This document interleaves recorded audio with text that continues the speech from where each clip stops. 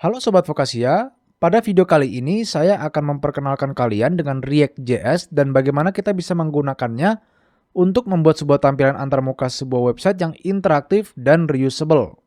React.js ini sendiri adalah sebuah framework front-end yang pada masa kini paling diminati dan paling banyak digunakan, mengalahkan framework front-end lainnya seperti Angular, Vue, dan masih banyak lagi framework yang tidak kalah menarik. Tapi apa sih sebenarnya React itu? Pada website mereka sendiri, React itu disebut sebagai sebuah library JavaScript untuk membangun tampilan antarmuka sebuah aplikasi. Sederhananya, dia adalah framework untuk membantu pengembangan front-end, di mana hal unggul dari framework React.js ini adalah kita dapat dengan mudah membangun elemen yang repetitif pada sebuah website. Seperti misal contoh pada halaman ini yang dikembangkan menggunakan React. Elemen pada masing-masing produk di sini mampu menunjukkan informasi yang berbeda-beda. Namun, pada setiap elemen di masing-masing produk di sini memiliki kinerja yang sama. Jadi, apabila kita memiliki banyak produk yang ingin kita render seperti ini, kita dapat dengan mudah membuat sebuah komponen yang dapat kita isi dengan data yang berbeda-beda. Intinya, secara efektif, React dapat memecah sebuah struktur antarmuka yang kompleks menjadi sebuah bentuk struktur pohon komponen yang lebih sederhana. Sebagai contoh, di sini saya memiliki sebuah web app yang direpresentasikan menjadi bentuk hierarki komponen, di mana di dalamnya saya memiliki komponen navbar yang bisa dimodifikasi, lalu saya juga ada komponen to-do list, di mana di dalamnya ada komponen list item, lalu ada checkbox dan item text komponen, yang masing-masing dapat saya gunakan ulang dan modifikasi teksnya sehingga dapat meminimalisir kode-kode yang ada serta mendefinisikan struktur komponen yang lebih sederhana dan mudah dipahami pada aplikasi website ini. Apabila kita menggunakan plain HTML untuk membuat sebuah navbar sederhana seperti ini, kita harus membuatnya menggunakan beberapa kode HTML seperti ini, yang mana struktur kode ini dapat dengan mudah membuat kita kewalahan untuk mengorganisir kode kita dan memahami kegunaannya dari masing-masing elemen apabila ada bagian kode yang bermasalah. Namun pada React, kita bisa merepresentasikan beberapa komponen atau elemen-elemen HTML menjadi sebuah bentuk yang menyerupai sebuah elemen HTML.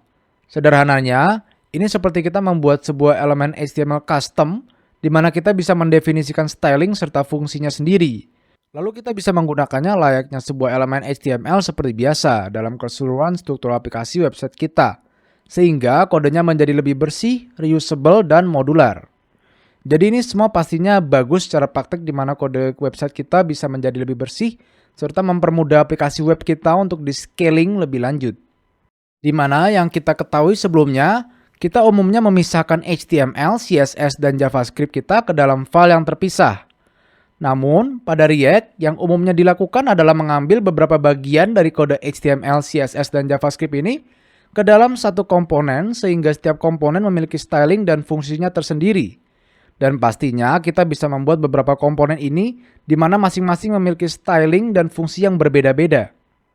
Sebagai contoh, hal itulah yang dapat memungkinkan website Twitter atau X ini supaya bisa memuat lebih banyak isi dari halaman feed tanpa kita harus merefresh halamannya terlebih dahulu. Di mana apabila setelah scrolling kita sudah mencapai titik yang paling bawah, maka website ini akan membuat sebuah permintaan ke server untuk menambah data dari komponen feed di sini tanpa adanya perubahan apapun dari website ini. Dan teknologi inilah yang memungkinkan website zaman sekarang itu menjadi jauh lebih interaktif. Dan hal inilah yang menarik dari React ini, adalah dia itu bisa melakukan re-render perubahan DOM secara efisien. Di mana hal yang dilakukan adalah membandingkan perubahan DOM lama dengan yang baru yang bisa kita sebut sebagai diffing. Jadi, setiap terjadinya suatu perubahan, misalnya ada sebuah data baru yang masuk atau user berhasil melakukan sesuatu, maka dia akan membandingkan versi baru DOM tree yang ingin dirender dengan versi lama yang sudah ditampilkan. Di mana React akan mengecek perbedaan antar DOM tree tersebut. Misal di sini contoh elemen yang berubah hanyalah input checkbox yang tadinya kosong menjadi terisi. Sehingga komponen yang hanya akan dirender oleh React adalah komponen input checkbox di sini. Yang pastinya ini akan membuat website kita menjadi lebih cepat dan interaktif. Demikian, itulah penjelasan mendasar mengenai framework atau library React, serta dasar-dasar bagaimana cara React itu bekerja. Sekian, terima kasih telah menonton dan semoga bermanfaat.